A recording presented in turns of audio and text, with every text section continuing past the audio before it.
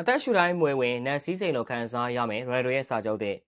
ပြည်နယ်များလုံးဝမင်္ဂလာများဆယ်ယူရတဲ့က NSR မှာနောက်ထပ်2နှစ်ထပ်နေအောင်မဲ့စာချုပ်တဲ့တရက်ကိုချုပ်ဆိုလိုက်ပြီလေဖြစ်ပါတယ်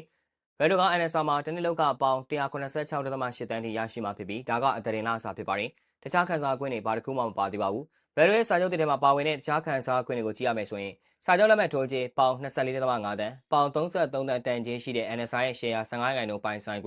တကောသွင်းတိုင်းပေါင်8000တကြိမ်ကိုဖန်ရင်ပေါင်4000 sorry အမတ်ပေးဖလားရရင်ပေါင်8တန်းရွှေပနက်စုရရင်ပေါင်4တန်းအာရှချန်ပီယံလိဝင်ခွင့်နဲ့ဖလားရရင်ပေါင်6.5တန်းတွာလာဖို့ပုဂ္ဂလိကကျန်းလျင်ကုန်ကြစည်ပေါင်4တန်းအာရှဈေးကွက်မှာရှိတဲ့ sorry ကုမ္ပဏီများကုမ္ပဏီအသင်းများနဲ့ NSR ကဂရီးပြူထားတဲ့ပေါင်တန်း60တန်ချင်းရှိတဲ့စပွန်ဆာသဘောတူညီချက်များရင်မောင်း3ဦးအိမ်ဆောင်4ဦးစပုံမှု2ဦးဥယျာဉ်မှု3ဦးနဲ့လုံခြုံရေး4ဦးအပါအဝင်သူ့အတွက်အချိန်ပြည့်အလုပ်လုပ်နေသူ16ဦးစတဲ့တခြားအကျိုးခံစား권တွေကိုရရှိသွားအောင်မှာဖြစ်ပါတယ်အသက်ရှူတိုင်းမွေးနေဝင်နေပြီးနက်စီးစိမ်လိုခံစား권မျိုးရရှိမှာလည်းဖြစ်ပါတယ်